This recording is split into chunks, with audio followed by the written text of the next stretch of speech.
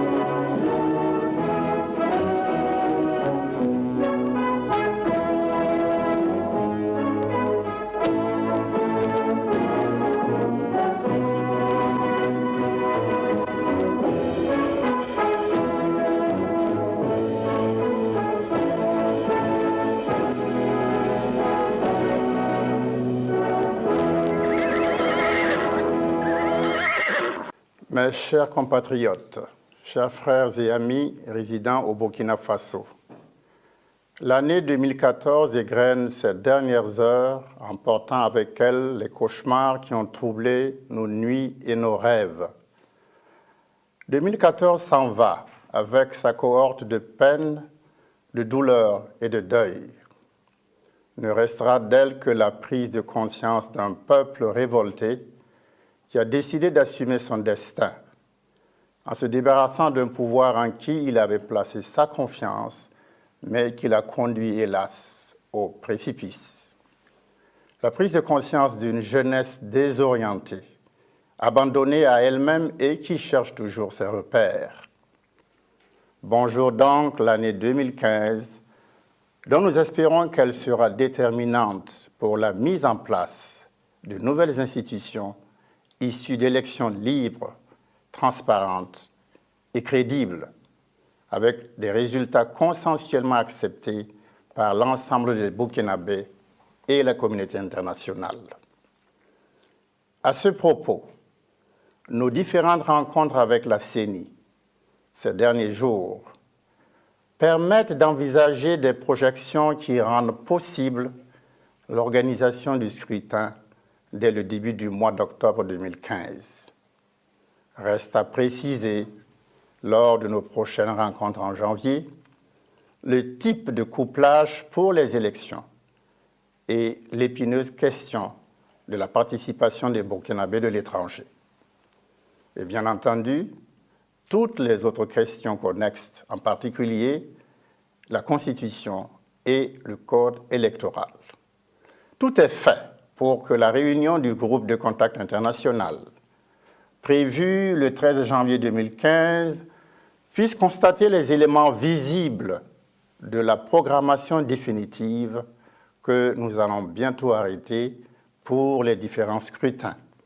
Tous les partis politiques et les organisations de la société civile, en un mot, les forces vives de la nation, sont conviés à aider le gouvernement dans son engagement et sa détermination à atteindre cette gageure.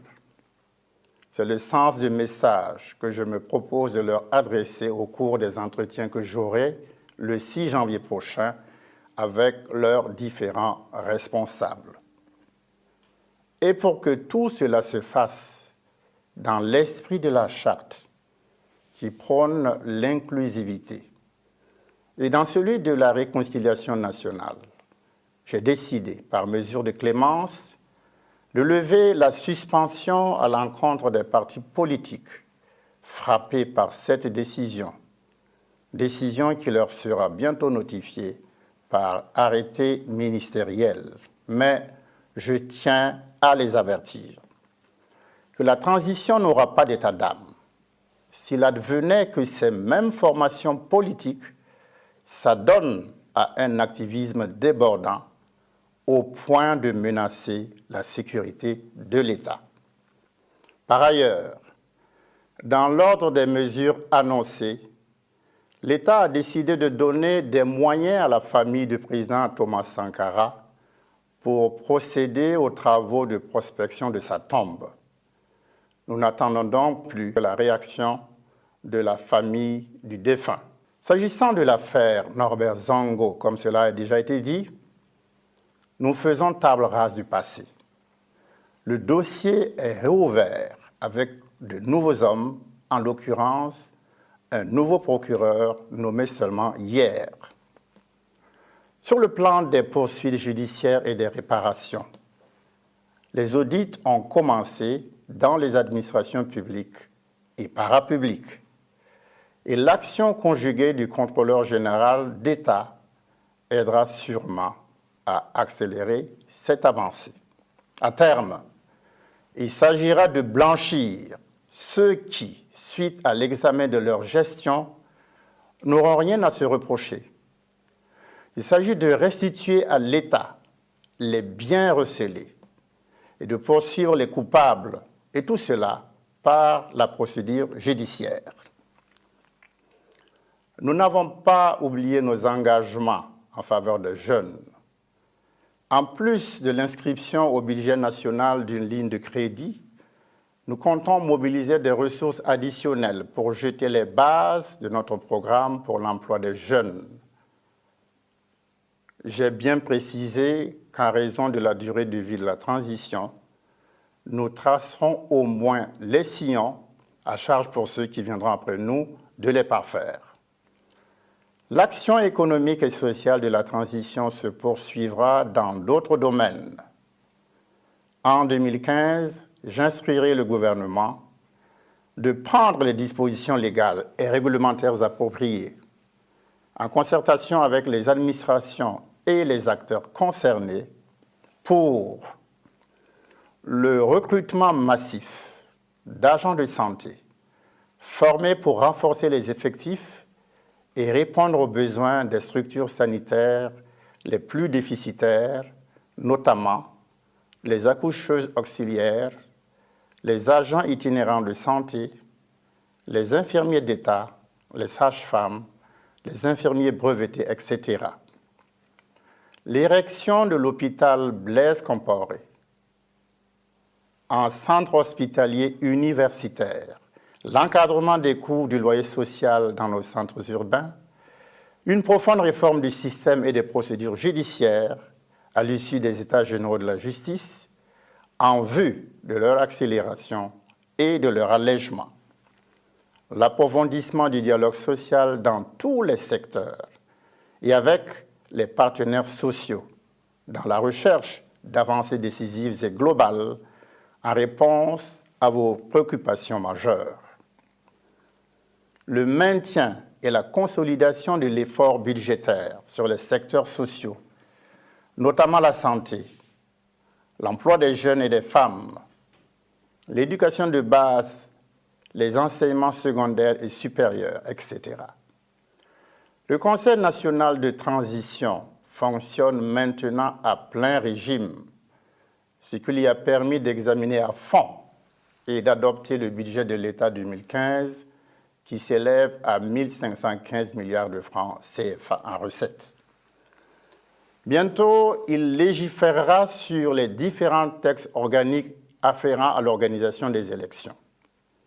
Bientôt aussi, la Commission des réconciliations nationales sera pleinement fonctionnelle, parachevant ainsi la mise en place définitive des institutions de la transition. On le voit donc, n'en déplaise à ceux qui ont la critique facile, à ceux qui pensent que l'on peut déboulonner en un laps de temps un régime enraciné depuis 27 ans dans les tréfonds de l'histoire, la transition poursuit avec détermination la mission que le peuple lui a confiée, que vous lui avez confiée, une mission de redressement, une mission de reconstruction, une mission de consolidation de la démocratie. Mais qu'il soit bien entendu et que cela soit bien clair, il n'y aura pas de place pour les contestations injustifiées parce qu'on se dit que c'est dans l'air du temps. Pas de place non plus pour ceux qui s'agitent à tort et à travers, croyant intimider le gouvernement.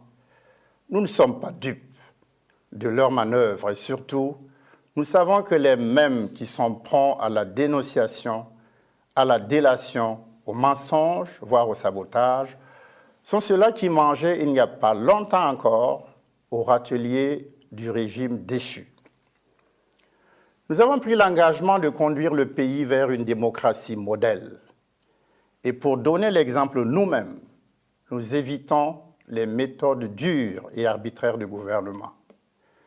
Mais si ce comportement doit être interprété par certains comme un signe de faiblesse, alors, sans état d'âme, nous prendrons nos responsabilités. Et maintenant, il ne me reste plus qu'à vous souhaiter mes meilleurs vœux, les meilleurs vœux de l'équipe de la transition. Bonne année les femmes du Burkina. Vous avez démontré à la face du monde ce dont vous êtes capables par votre participation très remarquée et décisive à l'insurrection des 30 et 31 octobre. L'histoire le retiendra.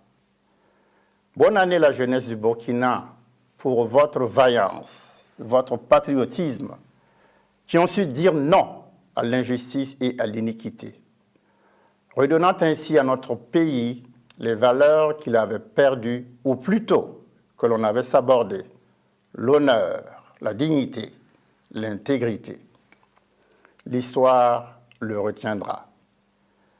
Bonne année aux plus petits, la conscience du Burkina en germination, appelée à être la conscience du Burkina en action. Bonne année à tous. Dans l'attente de l'aube nouvelle, j'adresse à chacun d'entre vous, qu'il soit ici au Burkina ou de la diaspora, mes vœux de santé, de paix et de prospérité. J'exprime ma solidarité et ma compassion à tous ceux qui sont affligés par la maladie ou les dures épreuves de la vie et forment le vœu que l'année nouvelle leur apporte santé et réconfort. Bonne et heureuse année 2015 et que la providence divine continue de nous guider et de vivre le Burkina Faso.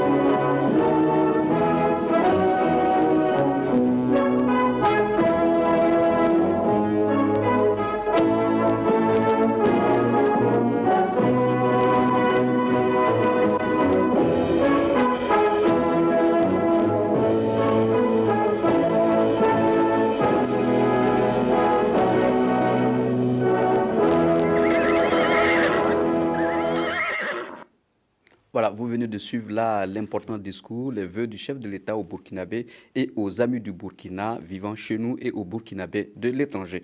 Continuons notre journal pour dire que le réveillon de la Saint-Sylvestre et la fête du Nouvel An se préparent activement à Ouagadougou. Marchés, boutiques, magasins et autres lieux de commerce sont pris d'assaut pour agrémenter la fête. C'est un constat signé Sylvestre Da. En cette veille du Nouvel An, les embouteillages sont le quotidien des usagers de la circulation à Ouagadougou. Et dans cette atmosphère, les petits commerçants arpentent les rues pour proposer leurs marchandises. Certains d'entre eux ont opté de s'installer aux abords des voies ou des marchés. Sur les étals, ils proposent une gamme variée de produits allant des effets d'habillement aux bijoux en passant par les produits alimentaires. L'essentiel est de se faire un peu d'argent. Le marché actuellement, là, le marché n'est pas bon.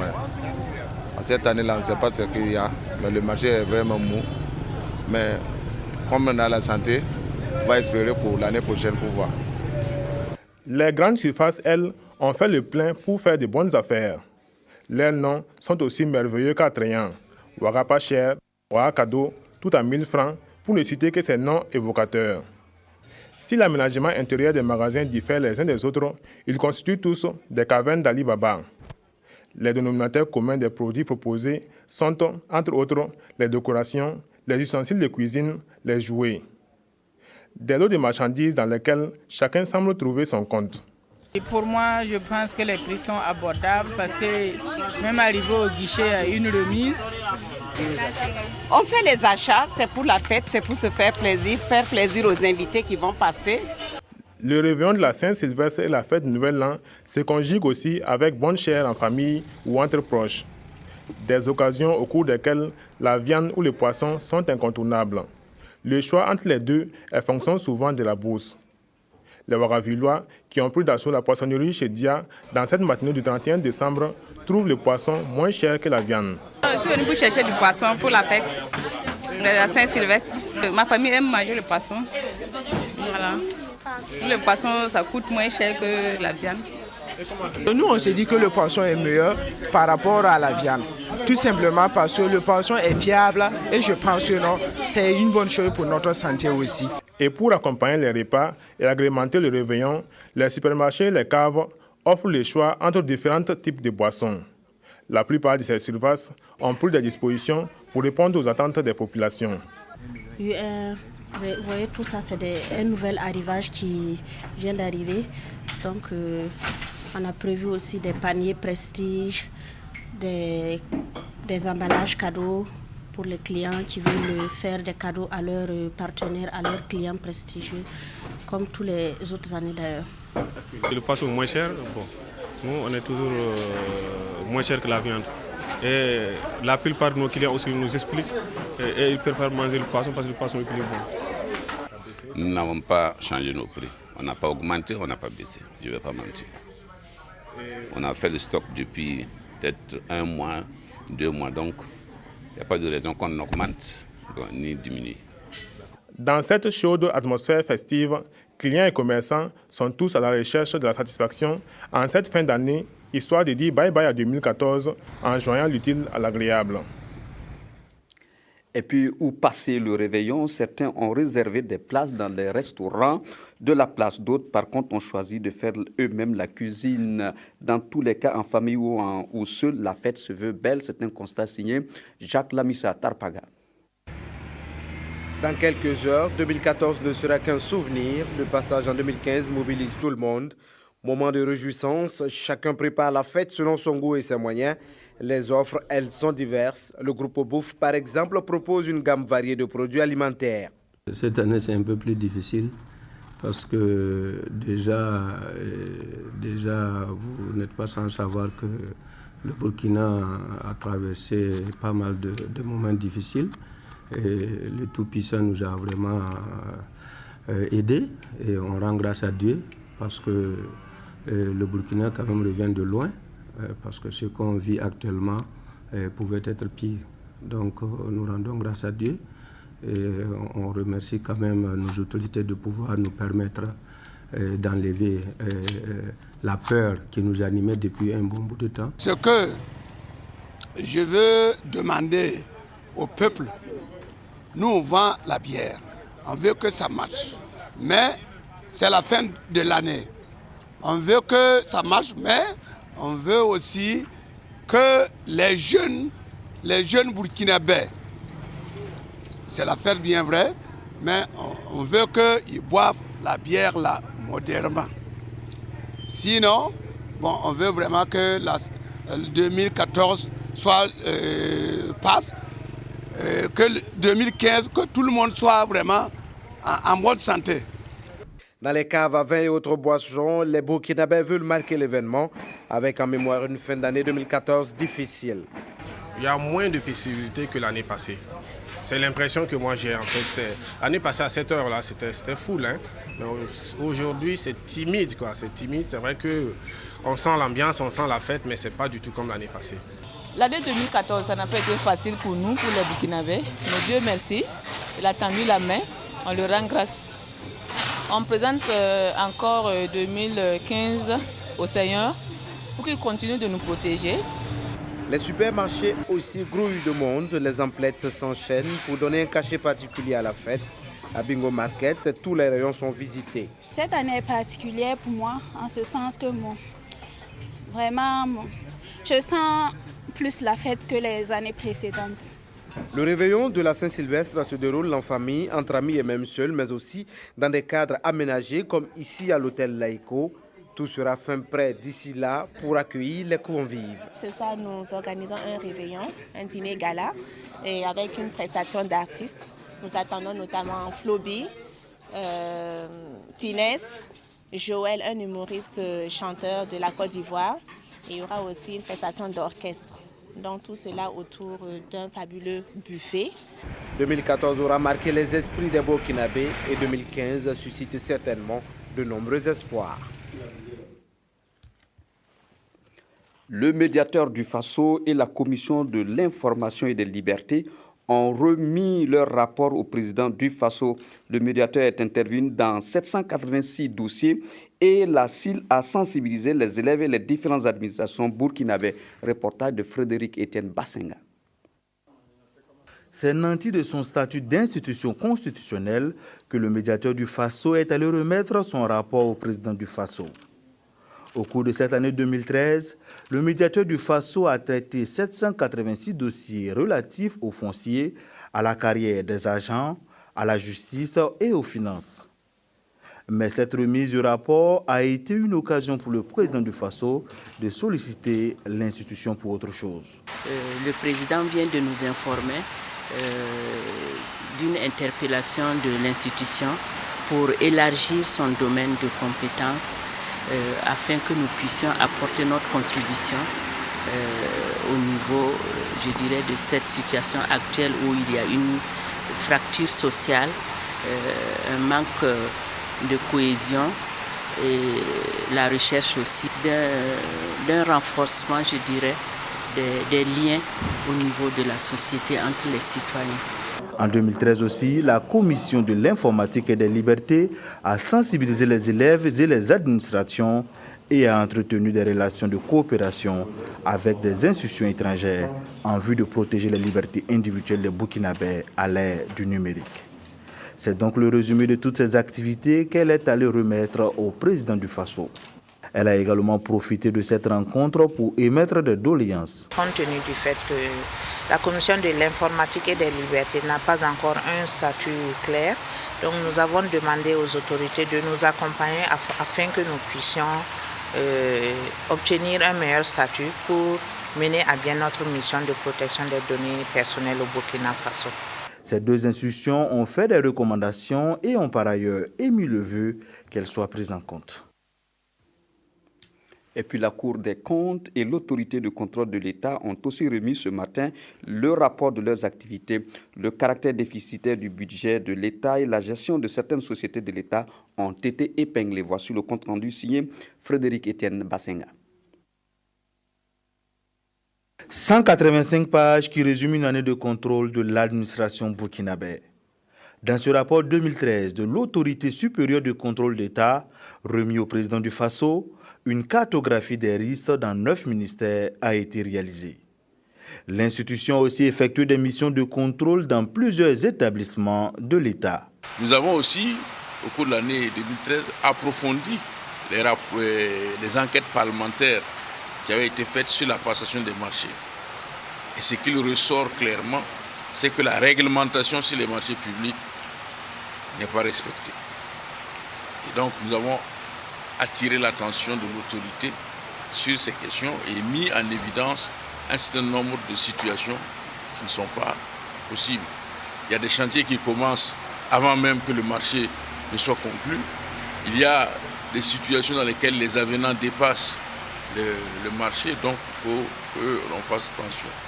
Ensuite, il y a des investigations qui ont concerné la RTB, et dont vous avez entendu parler, et qui a mis à la lumière que les règles de passation des marchés, les règles de gestion n'ont pas du tout été respectées.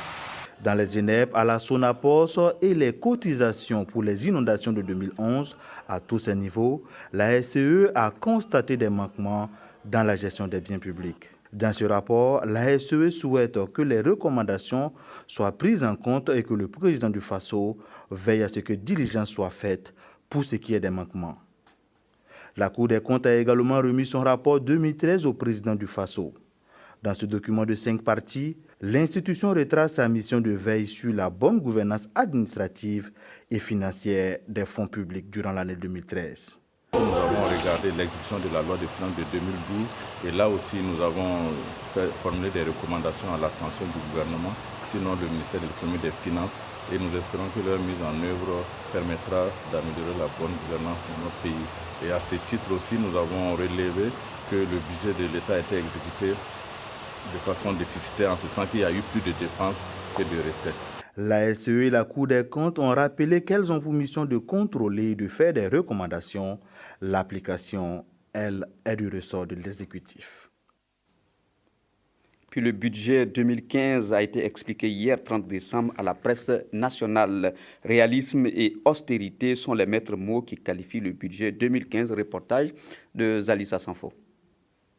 Le ministre des Finances et la ministre déléguée chargée du budget face aux hommes de médias. Ils ont invité la presse pour feuilleter avec elle les grandes lignes du budget 2015. Un budget de 1516 milliards de francs CFA, adopté par le Conseil national de transition le 29 décembre dernier, que les deux ministres ont qualifié ici de réaliste et d'austère. Ce budget, de notre point de vue, est un budget réaliste. Réaliste pourquoi? Parce qu'il se fonde sur les capacités réelles de mobilisation de ressources par nos régies financières, essentiellement au cours de l'année 2015. Et dans un contexte où les recettes baissent, il va sans dire donc qu'il faut que le niveau aussi des dépenses soit ajusté en conséquence. Et c'est pourquoi nous avons parlé la dernière fois et nous pouvons le dire aujourd'hui encore, le budget est un budget d'austérité. C'est un budget d'austérité en ce sens que presque toutes les dotations sont revues à la baisse. Plusieurs raisons justifient cette austérité. Hasard de calendrier, le Burkina Faso a une dette de 164 milliards de francs CFA échéance qu'il faudra rembourser. Et aussi, le pays des hommes intègres doit faire face aux élections à venir. D'ailleurs, le budget a prévu une provision de 25 milliards de francs CFA à cet effet. Dans cet environnement d'austérité et de réalisme, les journalistes ont voulu savoir si les salaires des fonctionnaires seront payés. Et là, Jean-Gustave Sanon s'est voulu plus que rassurant. Les salaires des fonctionnaires seront versés jusqu'au dernier centime, et cela jusqu'à la fin de l'année 2015. Autre aspect du budget abordé ici, le déficit de 287 milliards de francs CFA. Ce déficit est soutenable, dira Monsieur le ministre. Plusieurs raisons justifient cet optimisme. Les partenaires techniques et financiers se sont déjà engagés à le combler à hauteur de 192 milliards de francs CFA.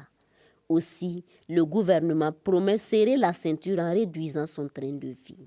Il est aussi attendu de nouvelles formes de mobilisation des ressources de la part de la douane pour soutenir ce déficit budgétaire. Le tarif extérieur commun en 2006, adopté en 2006 par les chefs d'État et de gouvernement de la CEDEAO, entre en vigueur ce 1er janvier 2015. Pour que le Burkina Faso soit au rendez-vous, la Chambre de commerce et d'industrie du Burkina Faso a organisé des activités de sensibilisation. Mardi 30 décembre dernier, une rencontre d'information et de sensibilisation a donc été organisée au profit des différents acteurs. Reportage signé Amadine Lalsaga. Oumarou Goem, inspecteur divisionnaire des douanes, présente à l'assistance le tarif extérieur commun de la communauté des États de l'Afrique de l'Ouest, CEDEAO. L'impact de l'harmonisation des politiques commerciales, les mesures d'accompagnement et les innovations sont expliquées ici à ces différents acteurs. Pour les produits qui ont des taux portés déjà à la hausse, vous les avez, tous ces produits qui sont à 35%, puisque cette catégorie n'existait pas. Maintenant, pour les produits qui ont connu la baisse, vous avez tout ce qui est machines, véhicules, n'est-ce pas, destinés aux industries de montage. Ces taux ont été ramenés à 5%, alors que dans le texte de l'UEMOA, il faut dire que ces positions tarifaires sur ces produits n'existaient pas, c'est-à-dire qu'ils étaient taxés à 10 ou 20%. Donc, pour une unité de montage, vous aurez un taux de 5% pour les véhicules. Le tarif extérieur commun de la CEDEAO, adopté le 12 janvier 2006, devrait entrer en vigueur en 2008. Mais c'est finalement le 1er janvier 2015 qu'il sera effectif. Les pays membres de la CEDEAO doivent s'organiser alors pour être au rendez-vous. Et le Burkina Faso n'entend pas traîner les pas.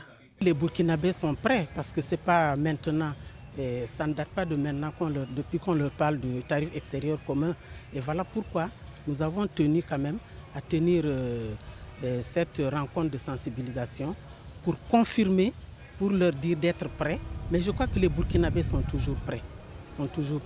Parce que nos importateurs, exportateurs, ce n'est pas la première fois que nous leur parlons de ce texte. Nous avons déjà eu ici, et au cours d'une rencontre, à leur parler du tarif extérieur commun pour qu'ils soient prêts pour l'accueillir et être prêts au sein de leurs entreprises pour que leurs activités aillent dans ce sens-là.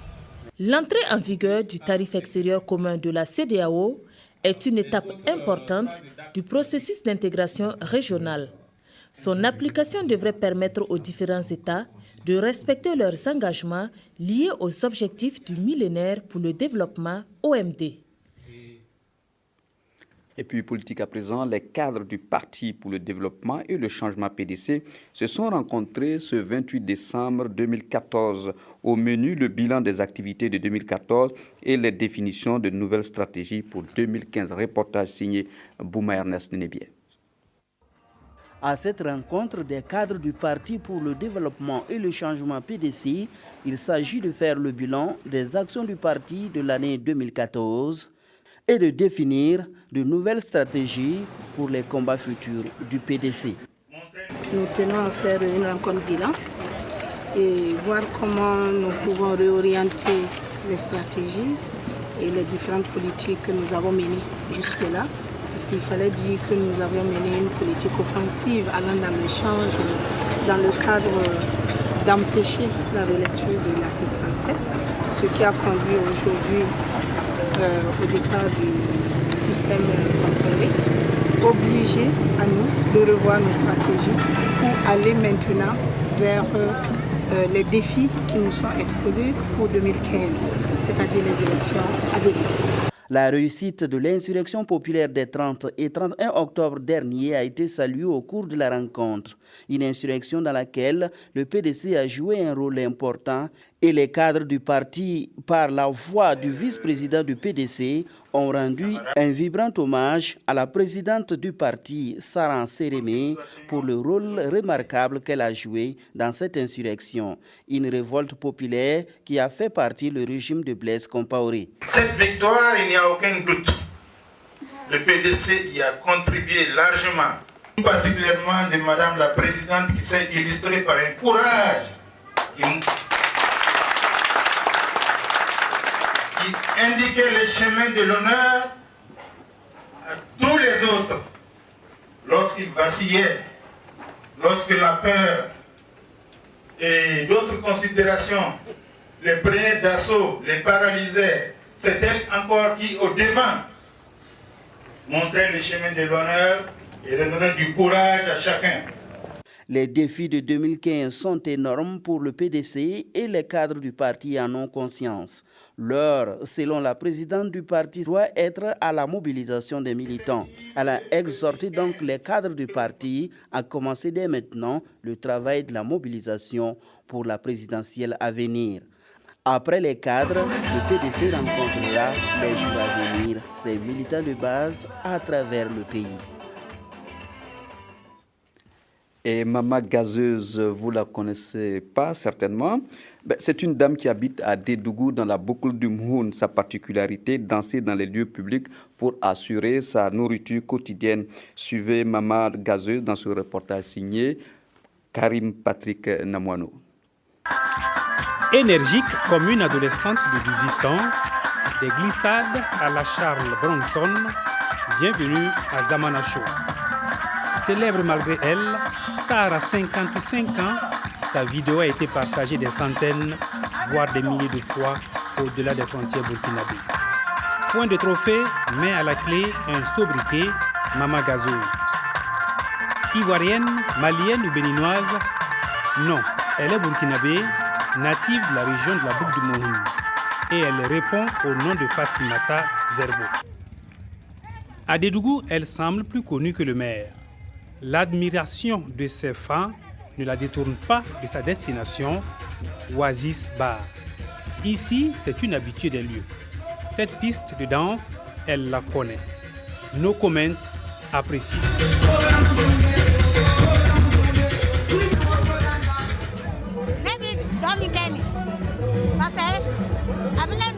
Je danse parce que ça me procure du plaisir et ça me donne de la santé.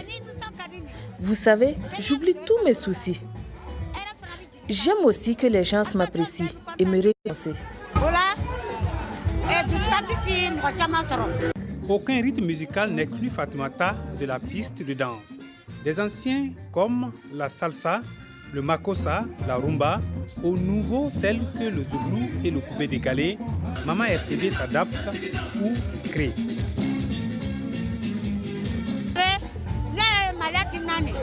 Je n'ai pas du tout honte. Au contraire, je gagne bien ma vie dans la danse. Elle rivalise même avec les danseurs de l'âge de ses enfants et aussi de ses petits-fils. Quand elle quitte la piste pour les rangées du bar dancing, elle ne signe pas d'autographe, mais notre danseuse reçoit des félicitations de la clientèle et parfois de petits cadeaux. À l'Oasis ici, comme dans ce maquis, tout le monde la connaît. On sait qu'un jour ne se passe pas sans que vraiment, si on ne la voit pas, c'est que peut-être qu'elle n'est pas contente ou peut-être qu'elle est malade. Mais à la voir danser, s'égayer dans un maquis, cela suscite des interrogations. Est-elle une mère comme toutes les autres? La réponse, la voici. Quand elle ne part pas au champ, elle prépare des mets locaux qu'elle vend dans le quartier. Fatimata Zerbo est mère de 8 enfants, dont 3 sont décédés. Ça me rend déjà très heureuse de la voir s'épanouir dans la danse. C'est, comme on le dit, une pierre deux coups. Elle s'épanouit là-dedans. Si ça peut lui permettre également d'avoir quelques sous pour se dépanner, c'est déjà... Veuve, elle s'est lancée dans la danse pour améliorer ses revenus. Danser est aussi une passion pour elle, et ce, depuis son enfance. Quand moi j'étais très jeune, elle était dans des troupes théâtrales. Elle apprenait à danser au moussi. C'est-à-dire le moussi, voilà. Le moussi était... Elle qui est Samo, elle se mettait devant le moussi pour lui montrer comment il faut danser le warawa. La vidéo qui l'a rendue célèbre a été tournée à Bobo-Dioulasso lors d'une activité de la RTB2 au bassin où elle espérait s'en tirer avec des millions de francs CFA. Mais hélas. J'ai même entendu dire que j'ai reçu des millions et une moto. Mais il n'en est rien. J'ai seulement reçu 3 pains et 5 000 francs CFA. Si des gens veulent m'aider, tant mieux. À Dédougou, dans la cour paternelle ou dans les bars dancing, Mama RTB continuera à danser si ses vieux os ne lui font pas défaut. Ok.